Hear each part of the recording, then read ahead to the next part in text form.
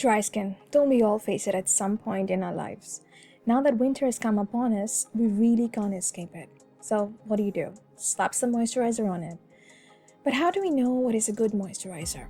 With so many products in the market being thrown at our faces from advertisements, how do we know when something is good? Just because they say it is so?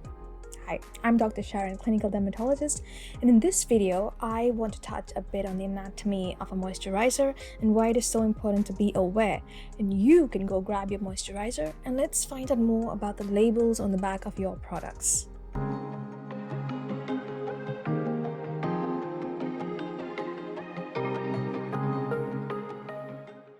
To know more about moisturizers and how they work, it is helpful to have a basic understanding of your skin and what causes it to dry out.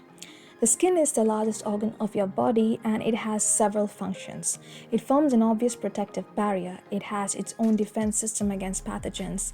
It helps regulate body temperature. It provides sensation for touch. It alerts you to pain. It helps synthesize vitamin D. And it heavily contributes to your outward and aesthetic beauty, which plays a crucial role in your emotional well-being and in developing social relations. Now, the skin has several layers, including the superficial epidermis, a deeper dermis, and an even deeper layer of subcutaneous fat. When it comes to dry skin, what we are most concerned with is the uppermost layer of the epidermis, which is known as the stratum corneum. Now, this layer is roughly 50 times thinner than paper, but here is where all the action is.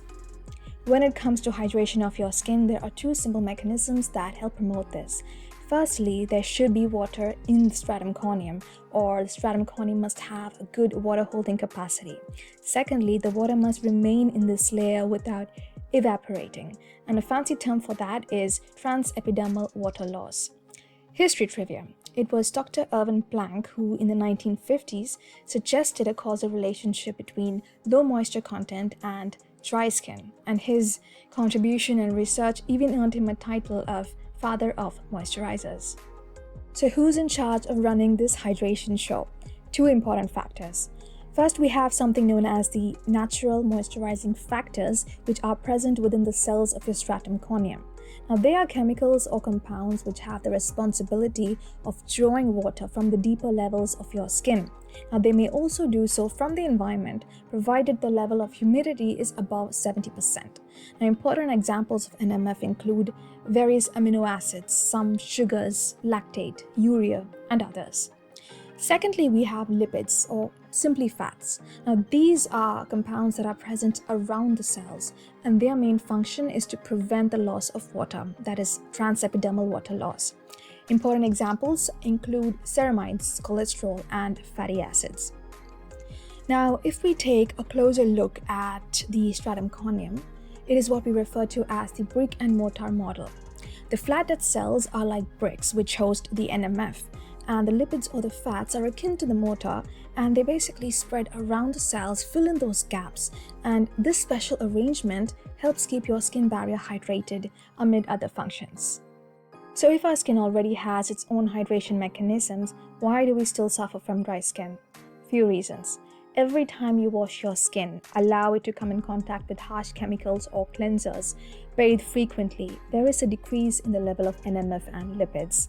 UV radiation, winds, cold or less humid environments, sitting all day in an AC room, smoking, long hot showers, all of them reduce the moisture in your skin, and even as you age, there is a gradual decrease in the amount of NMF and lipids in your skin.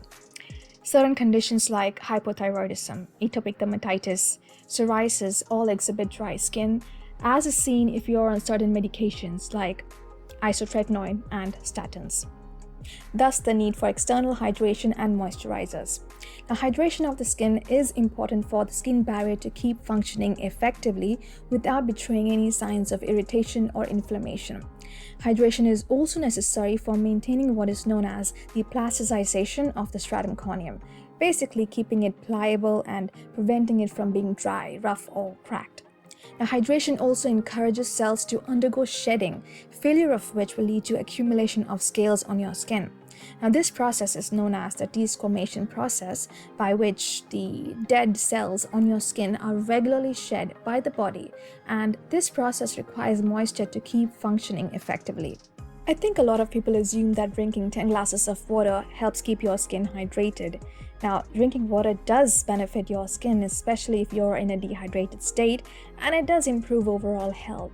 But if you're already regular with your water intake, drinking water does not directly impact the hydration status of your stratum corneum. For that, you need external hydrating agents, and so we come to moisturizers. A good moisturizer increases the amount of water in your skin, help prevent it from getting evaporated, and keep your skin looking smooth and feeling soft. Now, it should also be relatively unlikely to cause any allergies, and it should have a pleasing fragrance and texture suited to the needs of the majority, and it should also be able to address specific skin concerns. Now, a typical moisturizer contains 3 basic ingredients: humectants, occlusives, and emollients. Now, you may have heard the word emollient being used interchangeably with moisturizers, but here I'm referring to them as specific ingredients found in moisturizing products. So, let's start with humectants. Just like the NMF in your skin, these compounds have the same property of attracting and pulling water from the deeper levels of the skin to the surface.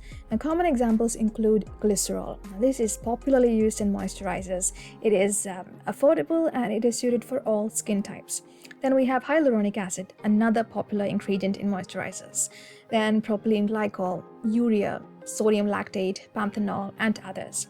Now, urea is typically found in your foot moisturizers because at high concentrations of more than 10%, it has exfoliating and keratolytic action, meaning it helps remove the buildup of dead skin cells. So now, take a moment and check the label on your moisturizing products to locate any of these ingredients. Now, the next component are the occlusives.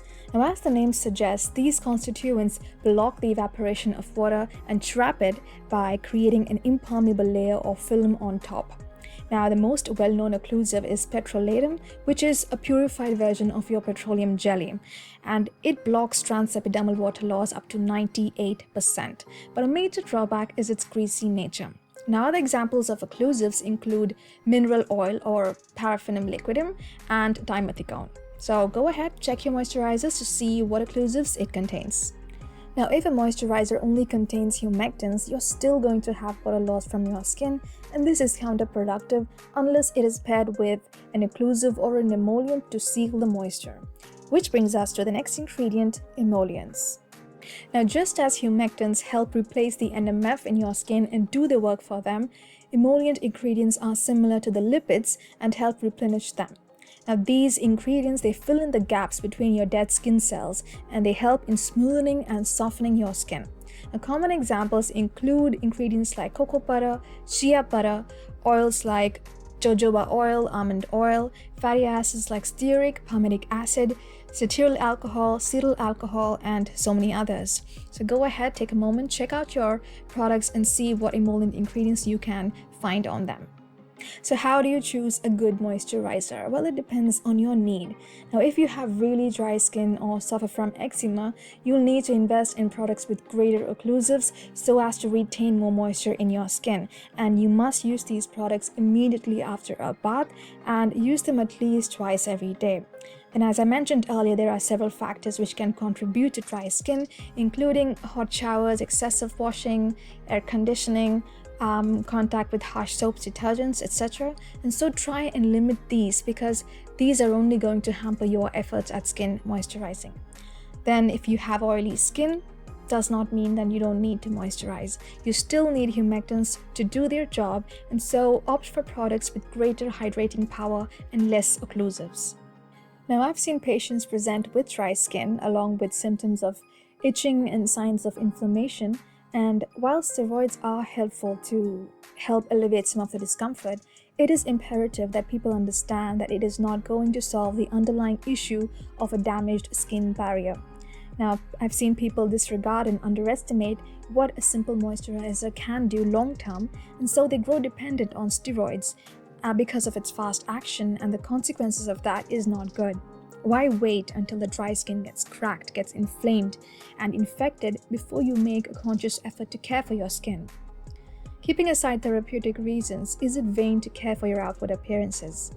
While it's not hard to tip over to that side, emotional well-being is important, and it is related to the way your skin looks and feels. So begin now if you haven't already invested in a decent moisturizer, and care for your skin just as you would care for your brain, your heart, your liver, and your stomach.